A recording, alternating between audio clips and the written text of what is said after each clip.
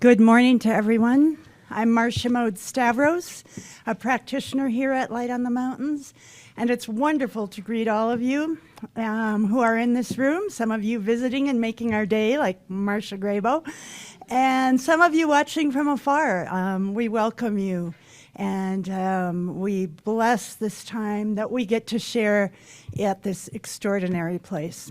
I invite you all to go into that place where you find your center and your certain connection with the divine. I know there is an incredible life force, Father, Mother, Spirit, God, the isness, the allness, the order behind the cosmos. I know this life force to be all providing, all sustaining, and renewing. And this morning we are given the opportunity to bolster our strength and our faith, to bolster that certainty in our oneness with Spirit, to nourish and to refresh our belief that this is the way we want to live, as children of the divine, co-creating, walking forward together.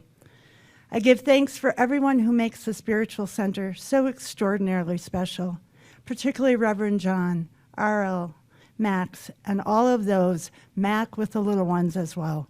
I give thanks for all of this, and together we say, and so it is. I'm a Four Seasons kind of person, and March is my favorite month. For those of you not here in the valley, you have probably heard the stories about some of our recent snowfall, or maybe you've seen the whining on Facebook about our gray days. Roof shovelers are in short demand, and quips like "I live in an igloo" are common, especially with the mounds of snow blocking window viewpoints.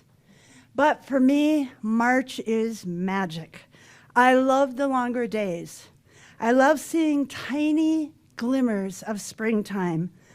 I eagerly anticipate the first sighting of a robin back from the south. At the market, I await the first artichokes, and I can hardly wait to hang my sheets on my clothesline. But especially in March, I love watching winter and spring duke it out. Their annual tug of war, sometimes evidenced by weather extremes packed into the same hour. This week, the Sun Valley Music Festival held its annual Winter Festival. Many people, including R.L., helped to make it happen. I was able to talk to several musicians who had never been here in the winter, and their excitement was like those of children. They regaled me with stories of their time in the snow and how awestruck they were by its beauty. These people had just performed an extraordinary concert, a difficult, demanding piece written 150 years ago by a Russian composer as a tribute to his friend who had died. The piece was based on an exhibition of his late friend's artwork, and he wanted his music to depict the composer imagining that he was strolling through the exhibit of paintings. It struck me that there is so much power when life is translated into art. Vivaldi's Four Seasons, composed in the early 1700s, does this so well, capturing the moods and sounds of four sonnets based on spring, summer, autumn, and winter. For springtime, the words include joy, bird songs, brooks, gentle breezes, thunder and lightning, and the gentle murmur of leaves and plants, as well as the words that spring appears in splendor. I don't mean to sugarcoat the seasons of our lives. I speak for all of you who are struggling. It is not always the springtime of gladness. I speak of this 3 years into my grief journey after losing my beloved husband. It is the hardest, roughest season I have taken. Yet even within this darkness of my life, I recognize inner seasons and the divinity within each. I feel these seasons, I live them, embrace them, and I am thankful for the days with the glimmers, even the smallest glimmers of springtime joy, which have carried me through the darkness. No matter if you are gazing at falling snow or swishing palm trees, relish the seasons and the glory of the divine running through them. If you feel transformed experiencing music or art or a winter's day in the middle of spring, let its power be a healing balm.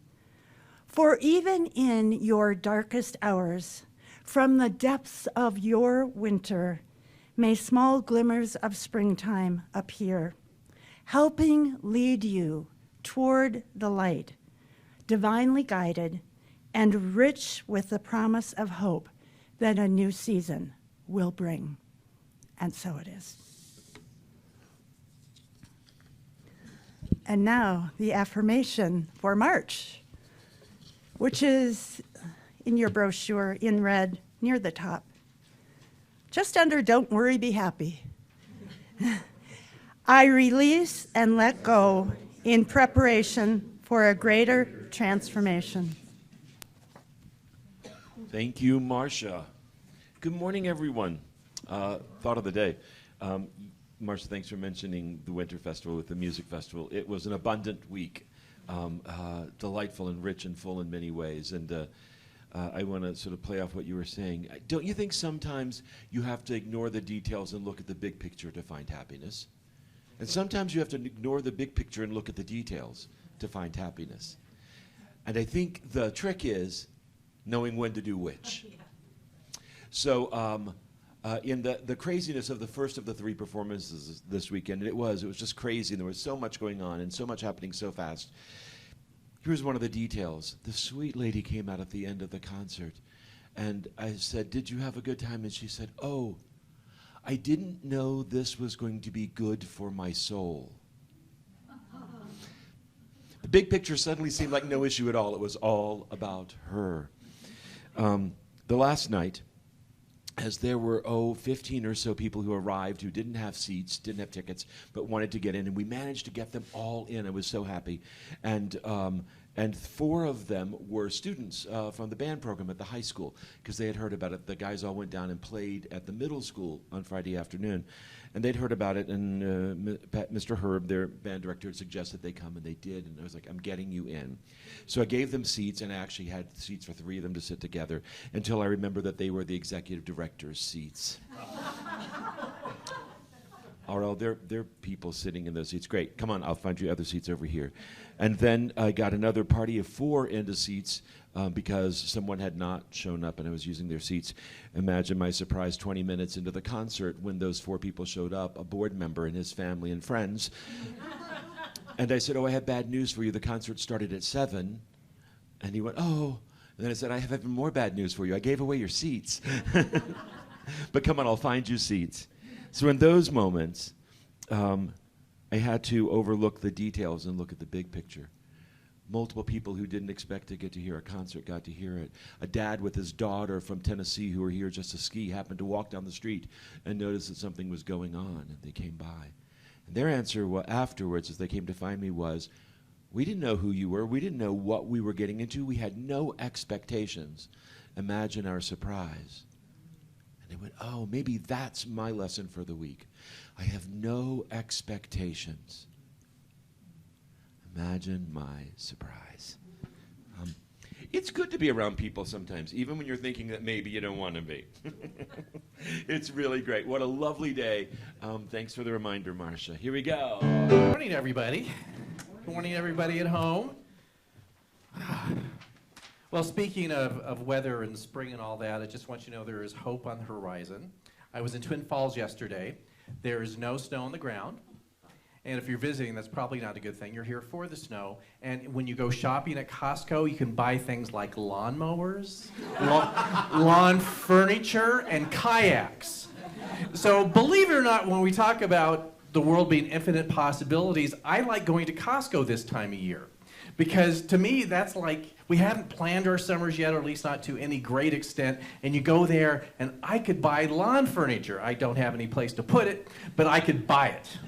You know, and I could get a kayak. I don't think I'd go kayaking right now, but it's just, you get it. I just love going to Costco this time of year, just for that reason. Isn't that kind of silly? But I like it. So we are going to talk about happiness today, and it's not quite what you think. In fact, I think we have a weird bias of what it means to be happy, so to speak. But let me start with, as many of you know, I went to college, but I waited 10 years to go to college after high school. That I was already supporting myself, and there was this, I felt this need of just needing to kind of settle my life down a little bit. Have a regular income. Figure out whatever you need to figure out when you're 18, 19, and 20 years old. And I finally did. It was great. I was so excited. I'd always wanted to finally make it, and I did. And of course, the question is, what do you study? And I found that it was really interesting how people responded to my majors. It was double major in music and graphic design. And I think people's kind of confusion of what it means to be college means you're going to get a career and you're going there to be happy and you're going to make money. And this one customer of mine says, well, and I says, oh, I'm studying music and graphic design. He says, well, it may make you happier, but you're going to have a terrible life. In other words, I thought, you forgot who has, I was a hairdresser, you forgot who has got the scissors in my hand, don't you? Like I said, I would say, I digress. They say, your haircuts are so much. I said, would you like the $5 haircut? They didn't really appreciate that. Anyways, where was I? But anyway, so let me explain the reasoning that I chose that path. And it wasn't so much that this will be my fulfilling or making me quote unquote happy. I learned a few things in waiting 10 years to go to college and checking in with friends who went the normal route. That in most cases, it didn't really matter what you got a degree in. That 8 times out of 10 you go to jobs and they just wanted that you had a bachelor's degree.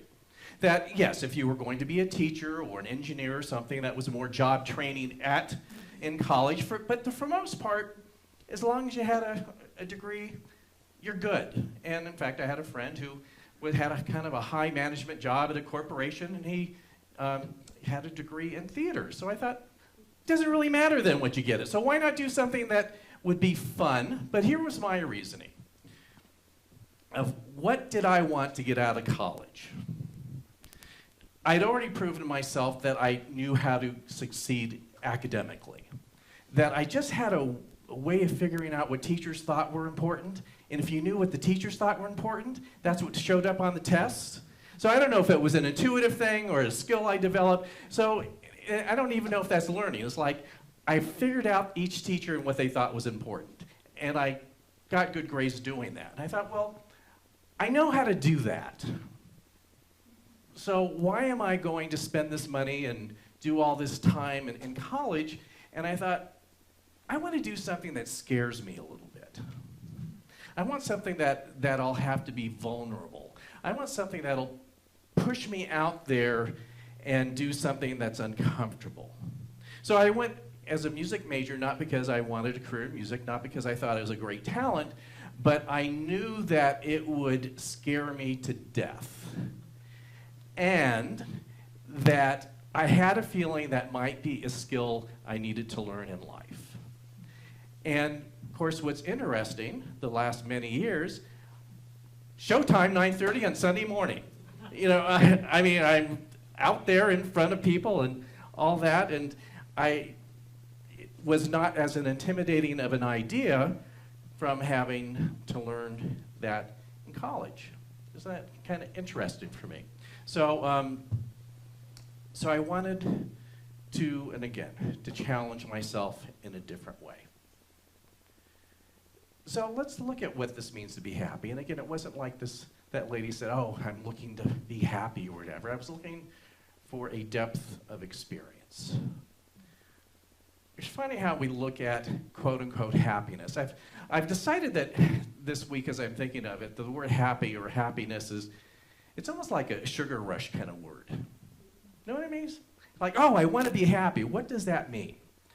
So often, if you have asked yourself, particularly maybe a lot younger versions of ourselves, what would it be to be happy? Or if you're going, I'm going to college, or I'm going to a job training program or something, you're thinking, well, I need to get some things on the list here.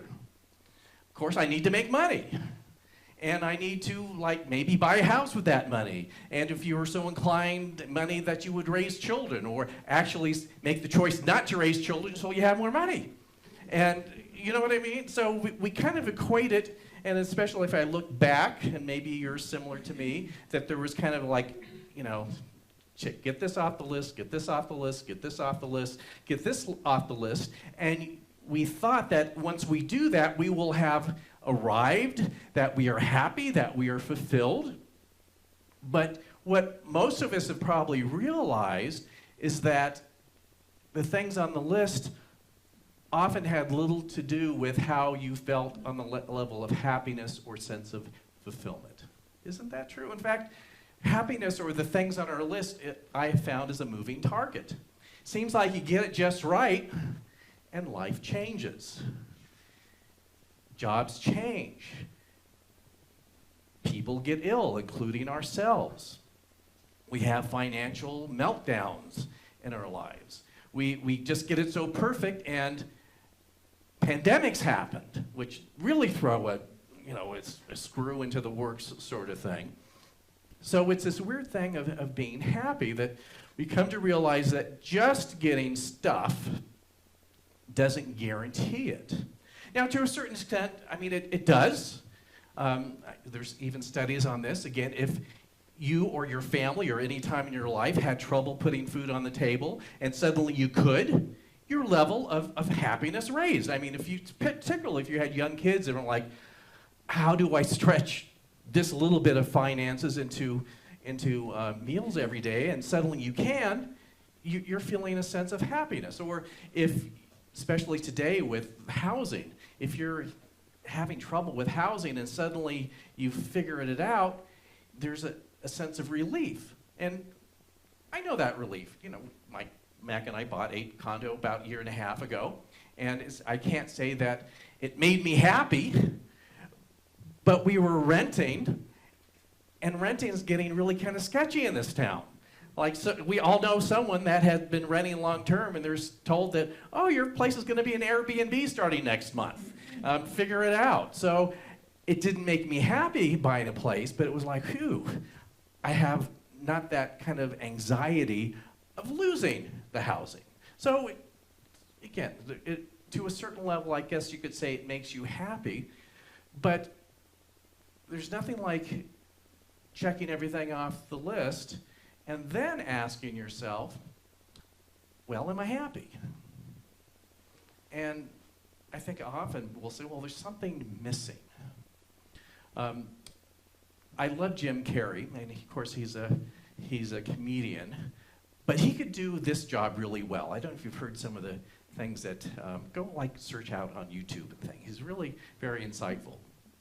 And he said, I wish for everyone that all their financial wishes would be fulfilled abundantly, because then you would have the hard evidence that that doesn't make you happy. It's like, again, you've got all your stuff, and because, you know, he's been obviously very successful as a comedian and actor and has made a lot of money, and he figured out, you know, abundantly, tons of money, realizing that's not what did it. Well, of course, let's not belittle money. We all need it. It's an agreement. I would rather have it than not have it. But it's not the secret sauce. So what is it that we're really looking at? And to maybe not even use the word happiness, I look at it more as, so one of my goals is not to be quote-unquote happy. It's to feel well planted in my life. It's for me to have a sense of purpose, even though I may be confused on how that purpose is supposed to happen today or tomorrow or next week. That, to me, it's a sense of doing what I came here to do. and to constantly be in the process of asking myself questions of, am I still doing that? Do I need to evolve and change to have the form of that become different? And again, as I do feel that in my life, but there's not the happy word. It's kind of weird, that happy word. But there is a sense for me being where I need to be, doing what I need to do, and at the same time feeling utterly clueless. And I think that's a thing that we balance here. It's like, what is the next thing of what we're supposed to even do here? But yet still, we're here. There's a sense of being at the right place at the right time, following the right path. So with this, and I think this idea of what leads to a happier, fulfilled life has changed a lot in our New Thought philosophy. As I've kind of jokingly said in different classes in the last couple of years, that we're now what I call New Thought 2.0 instead of New Thought 1.0, or maybe we're beyond 2.0 at this time. So as you are reading some early writers of New Thought, including Ernest Holmes, there is, of course, this idea, and something that I believe and teach, that your thoughts and beliefs, of course, create the direction of your life. Absolutely. But there was also, especially in the earlier days, and even as I first got into this philosophy in the mid-90s, that you could micro-control your life and have exactly the things you want or say you want in your life through that process, and to a certain degree that you can. But there was that feeling somehow that that would prove your higher consciousness, and of course you would be happy, so to speak. And you know, Ernest Holmes is writing, you can have the life that you want and all that sort of thing. But I think we've come to learn that it's a little bit more complex and deeper than that. That I think doing Science of Mind on 1.0 and proving that you can, in a sense, manifest some things is a great practice to, like Jim Carrey had pointed out, that once you do that, you think, well, it's kind of fun for a while, but isn't there something more than this? Again, it's not just stuff. It's a depth of living. And that in the process that we teach there, it's not so much about concentrating on a perfect snapshot of your life. It's going within and having a deeper understanding of the substance of your life and how you would like to build upon that. And through that, I now teach differently this process of prayer that we call either spiritual mind treatment or affirmative prayer. Again, I teach it in a much different way. So let's kind of go the old way. 1.0, I don't want to say old, but just, because again, as humans, we want stuff often, don't we? And we think we want to have a certain way of life, and we put a label on that. Again, having this certain thing would really assure that. And through the power of affirmative prayer, we might form an affirmation. And most of us are really clear what an affirmation is. An affirmation is a statement, usually one or two sentences, and it's a statement claiming that you have something you may not have as yet, but you claim as having it in the present moment. So let's say something's really simple. Let's say you're having some health problems, so your affirmation might say, I embody wholeness and health in all my being. So you say that with all your belief, and the way that this works is that you open up your receptivity. Again, it's not magic. You are changing your vibration, opening up to a greater wholeness and health and well-being in your life. But as we teach this process of affirmative prayer, what you come to learn is that kind of affirmation line is in many ways the least important part of an affirmative prayer. Wait a second. I want to tell the universe what I want. I want to just kind of bring it in here. It's like, it's got to look like this. Come in right now.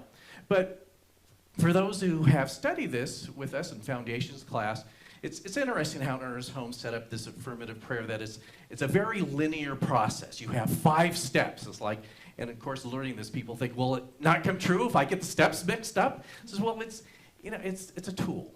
It's just a tool. But these first 2 steps that often, as we teach here, that are far more important than making your statement and an affirmation. I wonder if any people remember what that is. I'm not going to call on anybody. There's a yeah, and it's interesting, these first 2 steps, when we teach it in class, it's a tendency of students to want to get through those as quickly as possible to get to the good stuff. You know what I mean? But the irony is, you've already passed up and disregarded the good stuff. So in review, basically what the first 2 steps say are, Spirit or God or the divine is all there is. And 2, that includes me. I am part of that. So let's just look at it. You think, yeah, but I still want a new car. Can we get to the new car?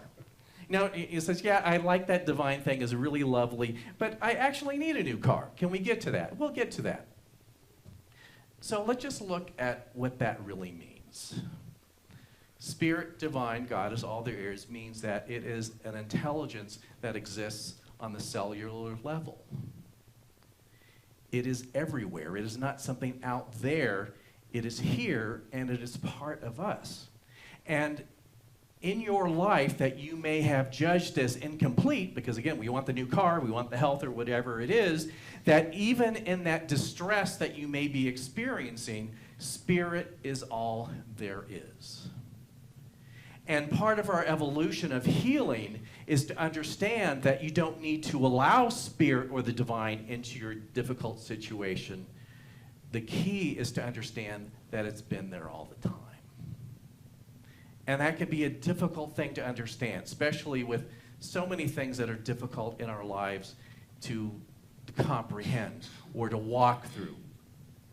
If you don't have something difficult in your life right now, you know someone who does.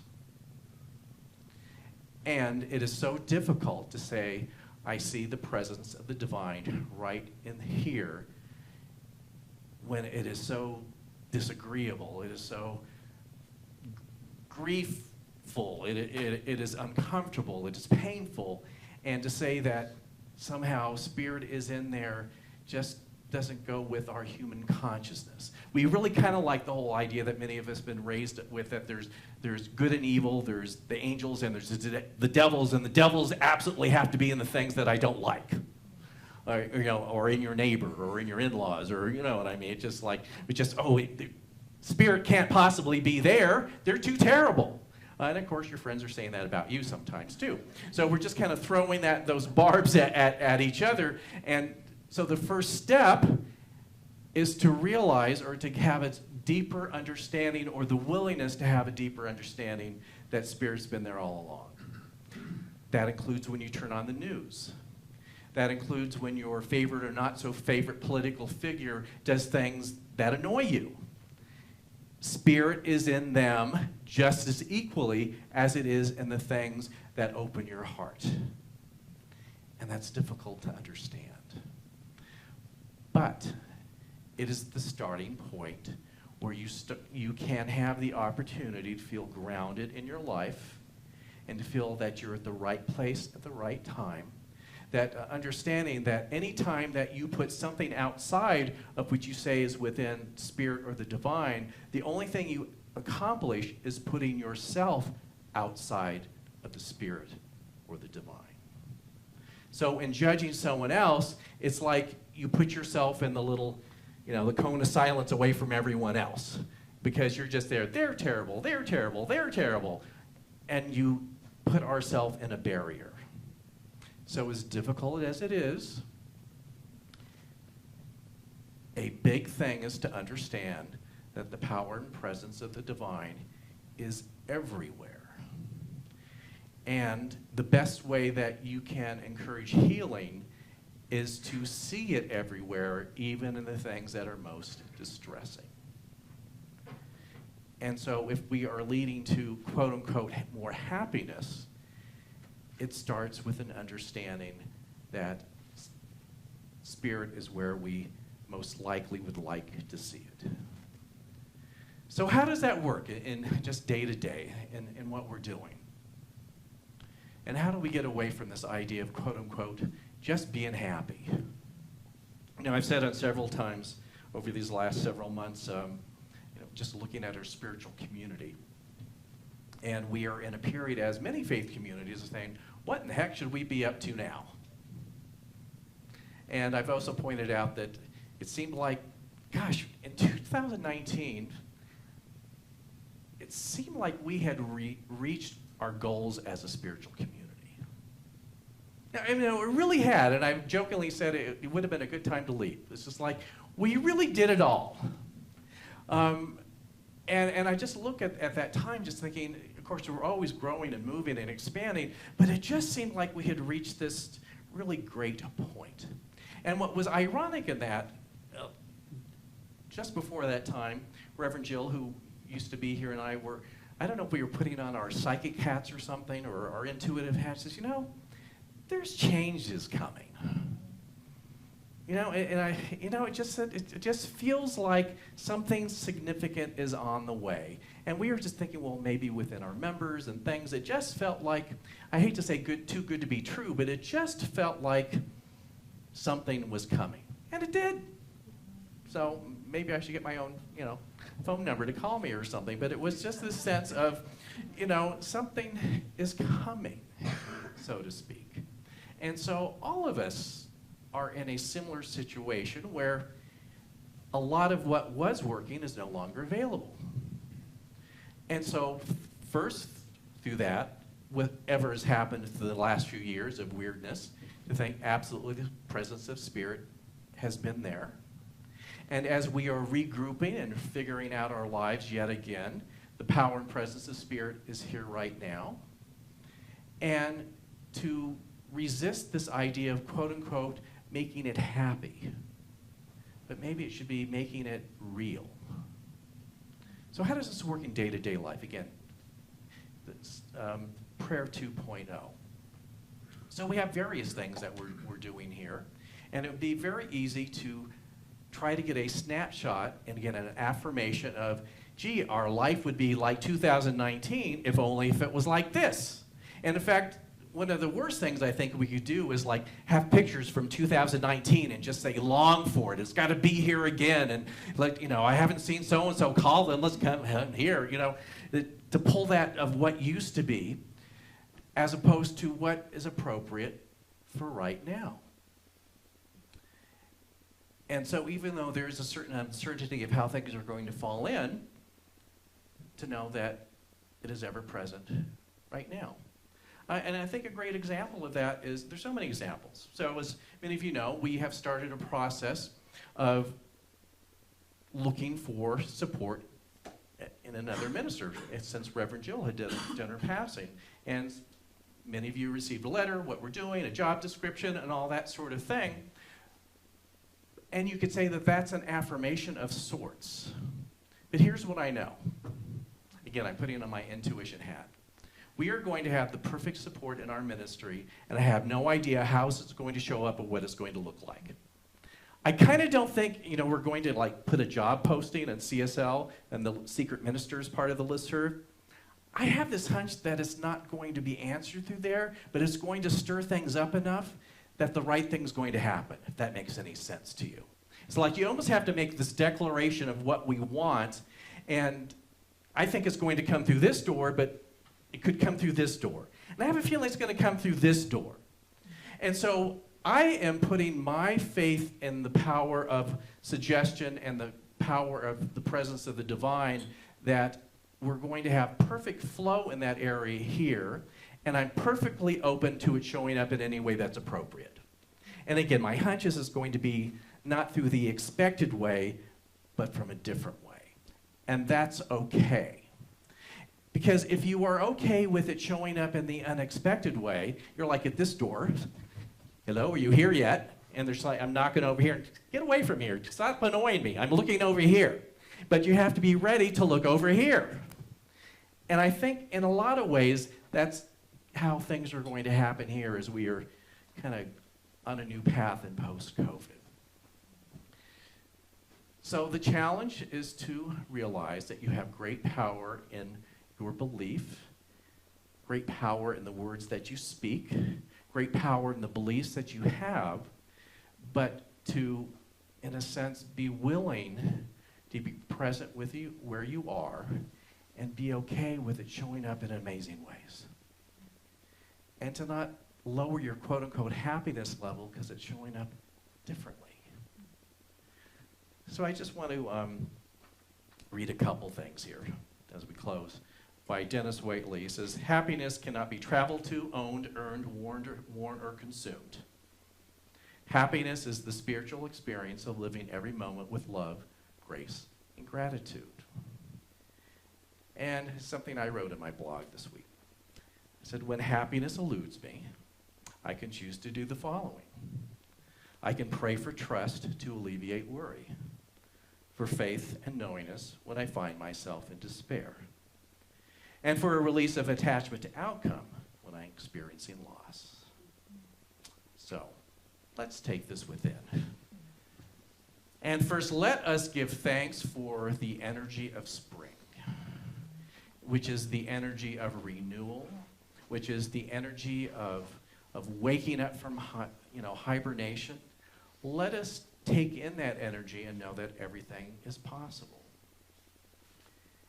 And know through this, especially as we connect ourselves with the upcoming with Easter, of renewal, that we completely release our attachment to how it has to look. That we find a great joy within ourselves, knowing that the power and presence of the divine is where we are, regardless of what we do, and we allow it to be in charge. So in this interesting point in history, we open ourselves up to the possibility.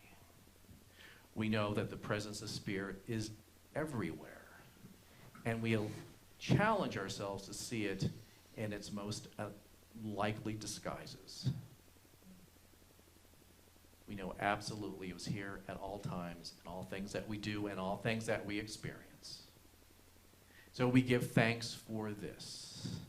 We give thanks in anticipation for being fully centered in the lives that we have. And as we give thanks, we have the ability to completely let it go, to release our attachment to how it shows up, knowing that in a sense the universe is in charge, and we just acknowledge that fact. So in great peace of mind, we say, and so it is.